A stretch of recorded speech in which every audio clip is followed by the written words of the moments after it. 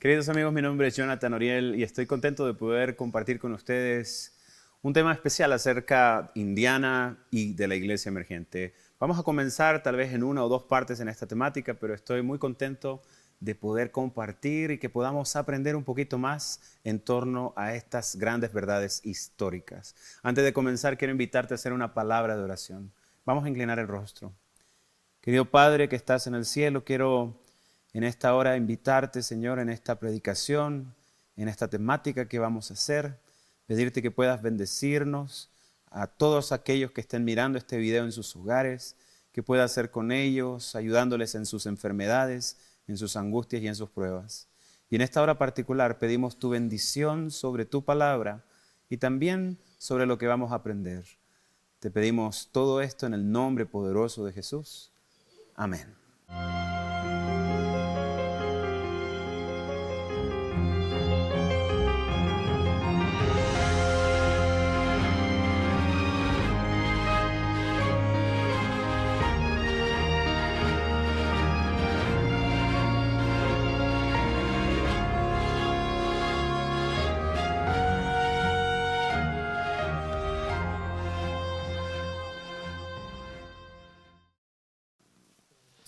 En el libro de los Hechos, en el capítulo 16 y en el versículo 16 en adelante, aparece una historia que a mí particularmente me llamó mucho la atención la primera vez que la leí y costó para mí bastante tiempo de que llegara a entender qué fue lo que sucedió allí con exactitud.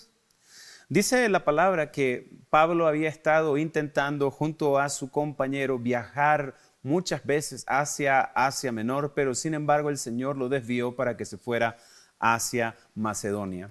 Estando allá, ingresó en una ciudad que se llama Filipos, tuvo una llegada muy especial, estuvo reunido con mucha gente en ese lugar, pero hubo un hecho llamativo mientras él estaba predicando en ese lugar.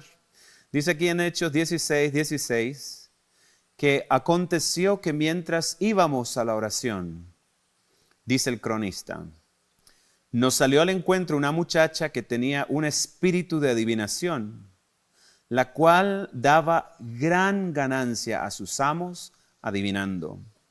Esta, siguiendo a Pablo y a nosotros, daba voces diciendo, estos hombres son siervos del Altísimo, quienes os anuncian el camino a la salvación.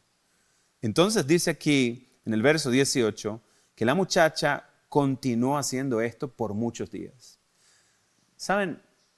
Qué interesante es llegar a un lugar donde no hay ningún indicio del cristianismo y que de repente aparezca una persona de la nada y esa persona empiece haciendo publicidad a los mensajeros que llevan el cristianismo. Eso debe ser una experiencia bastante interesante. Imagínate que tú tuvieras que ir a predicar a algún país musulmán o que tú fueras a algún país allá en donde hay mucha idolatría y tú empezaras a llegar allá y quieres compartir el mensaje y no sabes cómo hacerlo. Y de repente aparece alguien dentro de la multitud que empieza a decir, escúchenlo a él. Él trae un mensaje verdadero. Él está trayendo la palabra de Dios. Él viene hablando lo mismo que tienen que decirnos los dioses. En este punto, esta muchacha todos los días veía a Pablo, lo encontraba y lo seguía. E iba detrás e iba diciendo todos los días, estos hombres son siervos del Dios Altísimo, quienes os anuncian el camino de la salvación. Otra vez decía, estos hombres son siervos del Dios Altísimo, quienes os anuncian el camino de la salvación. En muchas ocasiones, esta mujer estuvo haciendo esta labor, promoviendo lo que Pablo decía y promoviéndolos a ellos como personas con una autoridad divina. ¿Cuál fue el problema aquí? Dice en el versículo 18 que en un momento la presencia de esta mujer que se acercaba cada vez a Pablo desagradó al apóstol y él terminó diciéndole directamente a ella, te demando en el nombre de Jesucristo, a que salgas de ella. Y salió en aquella misma hora. Pablo no estaba hablándole a la muchacha como tal. Pablo estaba dirigiéndose al espíritu que estaba controlando a esa muchacha. Eran los demonios quienes estaban detrás de la actitud de esta muchacha y de lo que ella estaba tratando de proclamar de los apóstoles. Esto es algo bastante interesante. ¿Por qué los demonios querrían de alguna manera decir que Pablo era un siervo de Dios y que todos tenían que prestar atención al mensaje que Pablo traía? Yo siempre dije, cuando leí este pasaje por primera vez y las veces que volví a él, yo decía, ¿por qué Pablo hizo eso? O sea, si la muchacha no estaba haciendo mal, la muchacha estaba promoviéndolo a él como un gran orador y también estaba promoviendo su mensaje. ¿Qué fue lo que hizo mal esa muchacha? Entonces, en algún momento empecé a leer la inspiración y hay un elemento clave aquí, que lo mencioné en un inicio. En la historia dice que esta muchacha tenía un espíritu de adivinación. La gente comúnmente iba a ella a consultar el futuro. No sé si tenía una bola de cristal, si lo hacía de alguna otra manera, pero ella ciertamente tenía algún elemento por el cual ella se comunicaba con espíritus para poder conocer el porvenir. Era conocida en ese lugar. Todo mundo sabía que ella tenía esta actividad y hacía ganar mucho dinero justamente a sus amos. Por tanto, la fama que ella tenía atraía a la gente, pues sabían que ella podía comunicarse también con los muertos.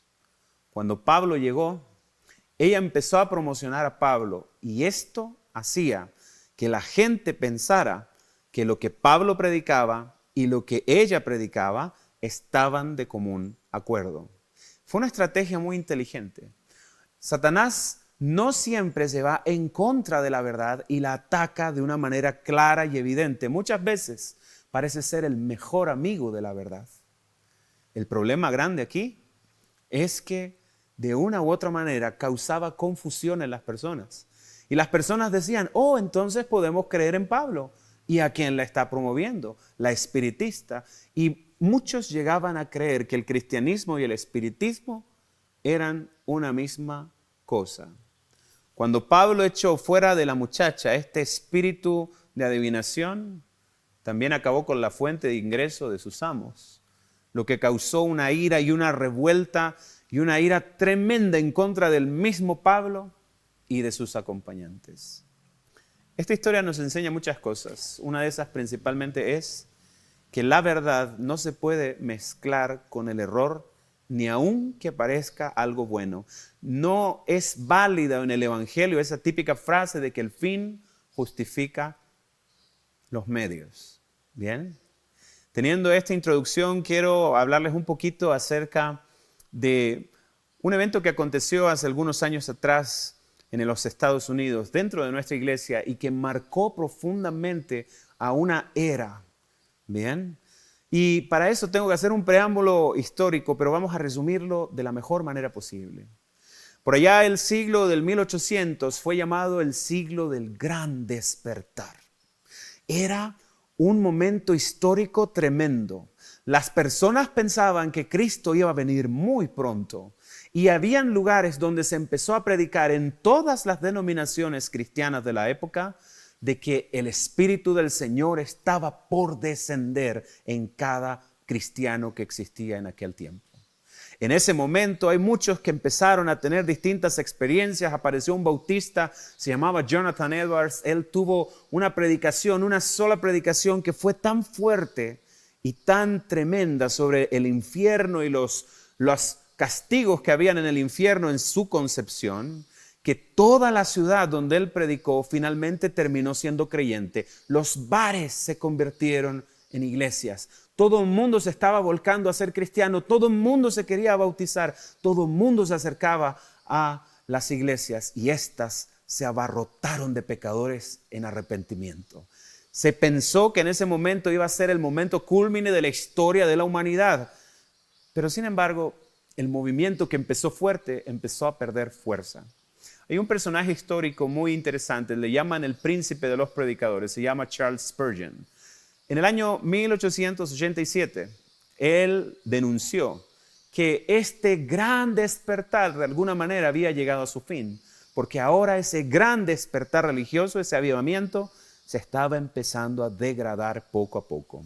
En sus propias palabras, él dijo que la iglesia se había convertido en una casa de juego para poder mercadear el evangelio.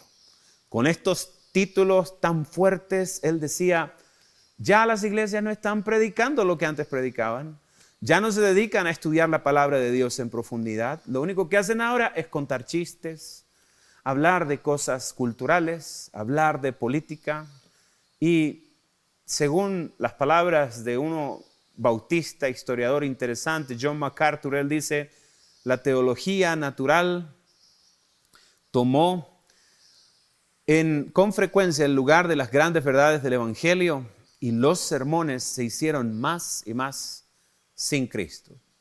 Todo ese espíritu fervoroso que tenían en Estados Unidos las denominaciones cristianas, en un momento había sido una gran explosión, pero ahora parecía que se estaba derrumbando poco a poco en sus fundamentos. Ya no les interesaba aprender más y estudiar más, solamente querían obtener una mayor cantidad de membresía en las iglesias y para eso utilizaban toda clase de cosas. No hablen tanto del pecado, no hablen tanto del juicio, no hablen tanto de Dios. Céntrense en decir cosas buenas, en prometerles el paraíso a las personas. Eso sucedió cercano al año 1900, en 1887. Esa crisis chocó con todas las grandes denominaciones de la época, bautistas, metodistas, presbiterianos, congregacionales, y evidentemente, en algún momento, también chocó con nuestra iglesia adventista. ¿Cuál fue el resultado de este encuentro de ideas? Es justamente eso lo que vamos a analizar el día de hoy. Había un predicador en aquella época, en 1899. Ustedes me entienden, en 1899 había mucha expectación porque era el cambio de siglo. Es como cuando los que vivimos en los 90 sabíamos que venía el año 2000.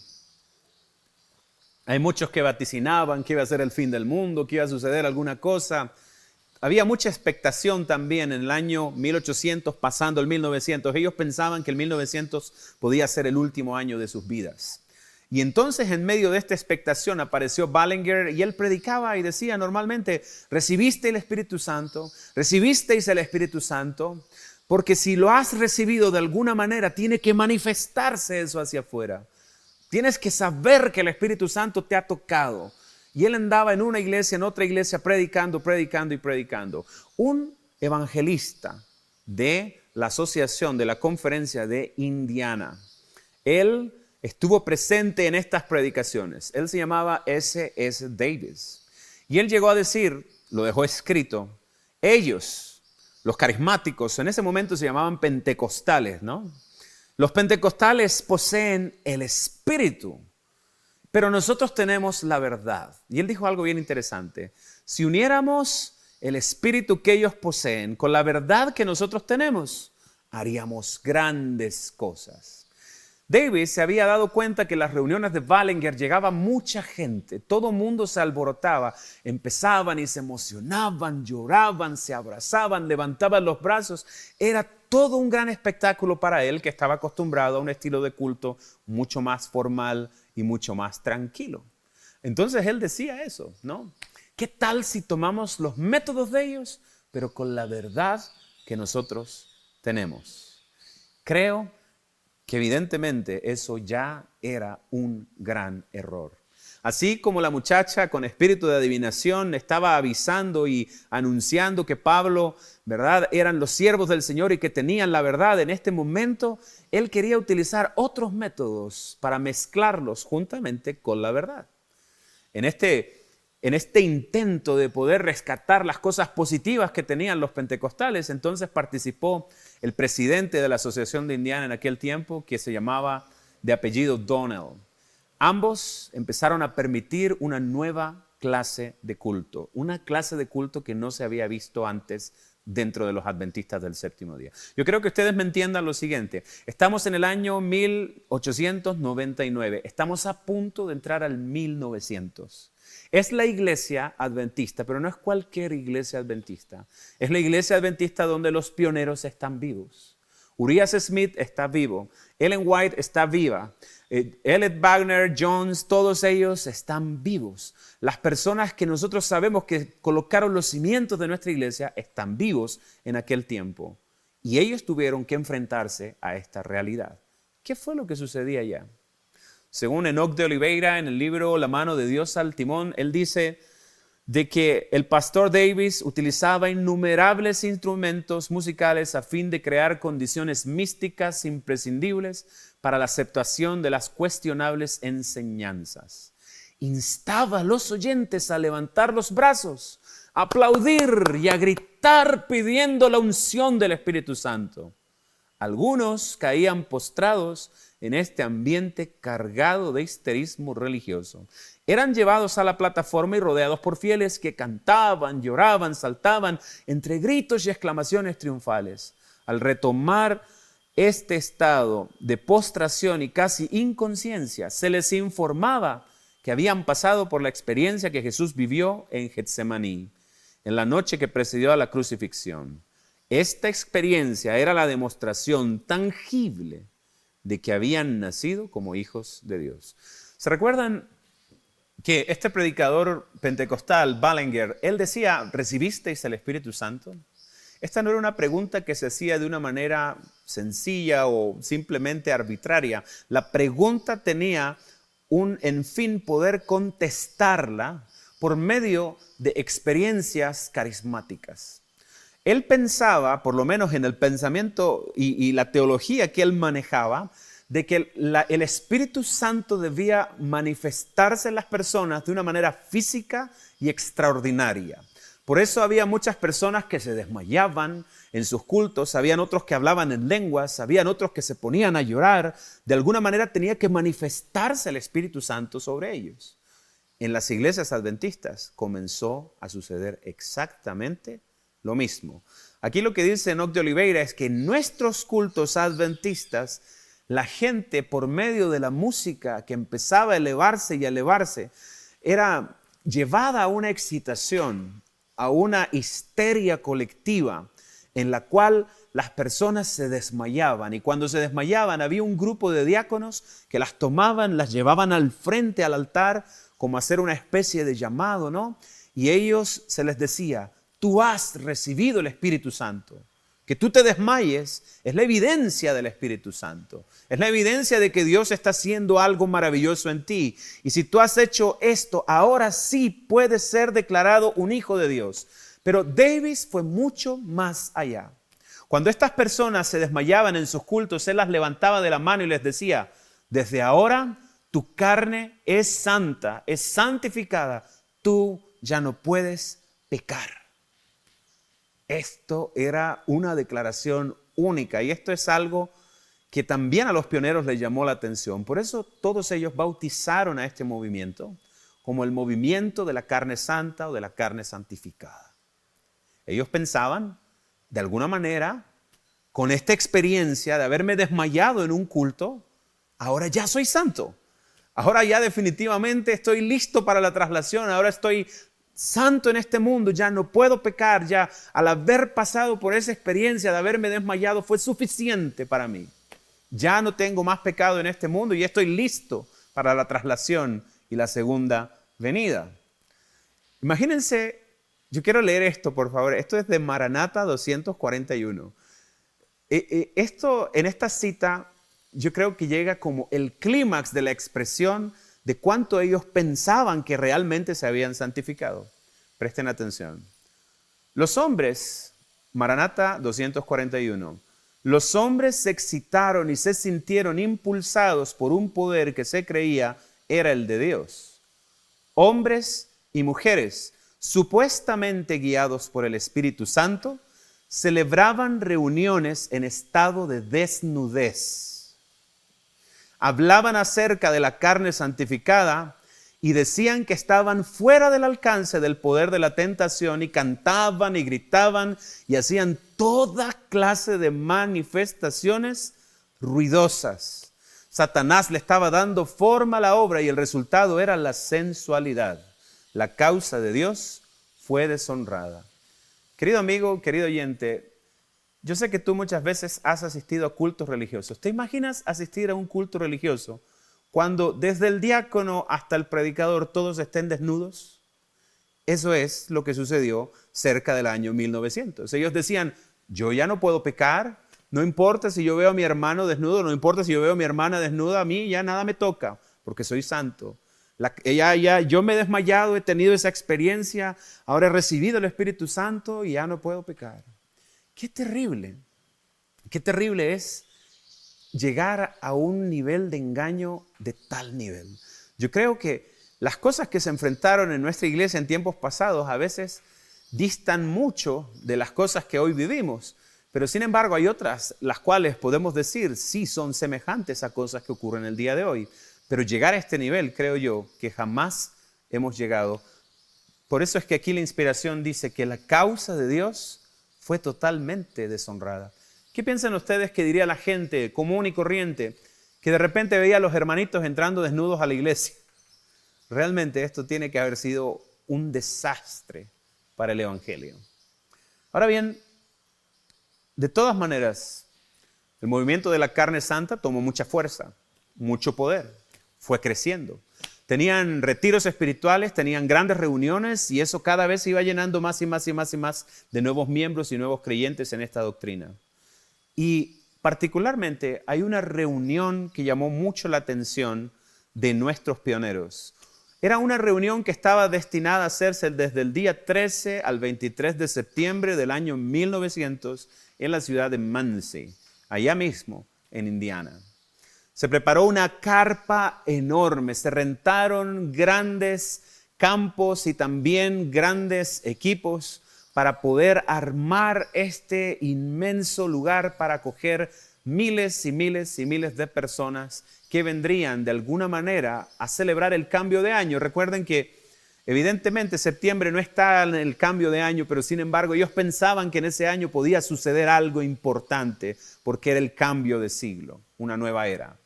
En ese punto empezaron a preparar esta reunión y la Conferencia General de los Adventistas del Séptimo Día tuvo una reunión extraordinaria.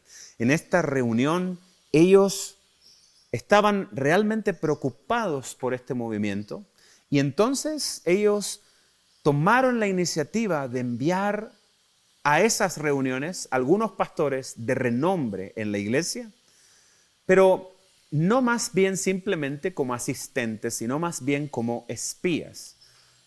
Yo creo que es la forma más sencilla de decirlo. Ellos eran testigos oculares de qué es lo que iba a suceder en esa reunión. Yo creo que ustedes entiendan, en ese tiempo no había Facebook, en ese tiempo no había Instagram, era imposible que se vieran las fotos o los videos de lo que estaba sucediendo. Alguien tenía que ir, alguien de buena fe, de buen testimonio, tenía que ir a testiguar todo lo que les estaban diciendo. A mí mismo, si a mí me dijeran en una iglesia celebran cultos sin ropa, yo diría, wow, eso tengo que verlo para creerlo. Por lo tanto, ellos tuvieron que enviar a estos hombres de Dios. ¿Quiénes fueron los seleccionados? El pastor Haskell, su esposa y el pastor Breed. Ambos fueron y se presentaron delante de los de la carne santa y estos los recibieron con gozo. Ellos desde el otro lado, de la carne santa del movimiento, dijeron, wow, por fin vamos a hacer un movimiento oficial de la iglesia. Están enviando pastores oficiales de la iglesia para poder de alguna manera validar lo que nosotros estamos haciendo. En ese punto, la esposa de Haskell, del pastor Haskell, escribe una carta de lo que estaba mirando en aquel congreso. Ella dice lo siguiente: tienen un gran tambor, 2 panderetas, un contrabajo, 2 pequeños violines, una flauta, 2 cornos, un órgano y unas pocas voces. Como himnario tienen The Garden of the Spices, el jardín de las especias, y acompañan las palabras sagradas con melodías bailables y gritan, amén, alabado sea el Señor y gloria a Dios, al igual que en los cultos del ejército de salvación. En esta cita inicial que leemos del relato y los testimonios que empezaron a salir de ese congreso, la señora Haskell está muy preocupada, pero lo que más le llama la atención, más que la doctrina, es la utilización de la música. No era común la forma musical que se utilizó en ese culto a lo que normalmente se podía ver en una iglesia. Era un culto más animoso. No sé si notaron dentro de la cita que dice que utilizaban música bailable con letras sagradas. Era una nueva configuración, música bailable dentro del servicio religioso. En el año 1900, 1800 eso era algo realmente discutible. Pero ellos pensaban de que el fin justifica los medios de todas maneras. Por tanto, ellos ocupaban esta música y alborotada y empezaban a utilizarla y poco a poco iban subiendo en intensidad, hasta que llegaban a un clímax y toda la gente terminaba gritando, aleluya, gloria a Dios, alabado sea el Señor, y empezaban a levantar las manos, cerraban los ojos. Cuando tú empiezas a analizar estas citas, tú puedes compararla con ciertos cultos de algunas denominaciones carismáticas que son conocidas el día de hoy. No distaban mucho de este tipo de cultos. Las mismas experiencias, la misma forma, la misma metodología. Lo que a ella más le llamó la atención fue la música. Y ella dijo, bueno, ocupan un himnario que se llama The Garden of Spices. Aquí podemos ver en pantalla los distintos himnarios que habían en la iglesia en aquel tiempo. Tenemos The Christ in Song, tenemos Hymns and Tones y tenemos Hymns and Tune, The Seventh-day Adventist Hymnal Book. Pero también tenemos aquí The Garden of Spices. Es bien interesante que The Garden of Spices, en la parte de abajo, dice a quién pertenecía. Pertenecía a la banda pentecostal. Los adventistas de Indiana habían hecho un reemplazo de los cantos tradicionales por empezar a utilizar otros que eran mucho más populares y que de alguna manera tenían una conexión más con los estratos bajos de la sociedad. En realidad, también tenemos un testimonio del esposo de la señora Haskell, el pastor Stephen, y él también escribió directamente a Ellen White. Él decía lo siguiente: hay un gran poder que acompaña el movimiento de la carne santa que se promueve allí y atraería casi a cualquiera dentro de su esfera de influencia si concienzudamente se sientan a escuchar con el menor grado de aprobación debido a la música que se ejecuta en la ceremonia. Tienen un gran órgano y un contrabajo, 3 violines, 2 flautas, 3 panderetas, 3 cornos y un gran tambor y tal vez otros instrumentos que no he mencionado. Están tan entrenados musicalmente como cualquier coro del ejército de salvación que se haya escuchado alguna vez.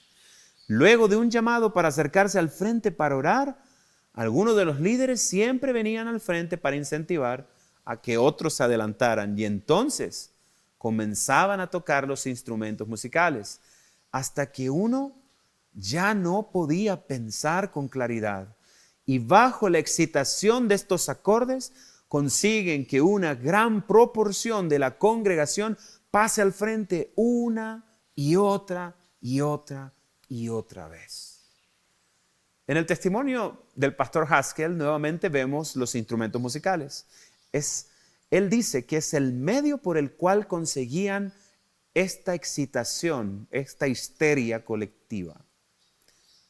El uso de la música dentro de los cultos es algo que se ha venido utilizando desde los tiempos más primordiales del culto bíblico. Desde el santuario, desde el tabernáculo en el desierto, la música ha hecho parte de la adoración, ha hecho parte de toda la estructura de adoración que nosotros tenemos. Mas, sin embargo, en esta ocasión, la música tiene un carisma especial y una función específica, que es lograr crear un ambiente propicio para todo este tipo de manifestaciones carismáticas. A él le llamó la atención también otro detalle, y también lo menciona su esposa. Las técnicas que estaban utilizando en estos cultos de adoración se parecían mucho a los de otra iglesia que en ese tiempo era muy potente, la iglesia del ejército de salvación. Vamos a dejar hasta aquí por hoy en este mensaje y vamos a dejar la inquietud para la próxima oportunidad, donde vamos a seguir hablando de qué es lo que sucedió en Indiana y vamos a ver ahora qué lecciones importantes tenemos para el día de hoy. Yo siempre lo digo, si vamos a estudiar historia por estudiar historia, mejor vamos a un museo. Pero si vamos a estudiar esto, tenemos que aplicarlo a nuestras vidas. Espero poder de alguna manera compartir eso y más en el siguiente capítulo. Que Dios les bendiga.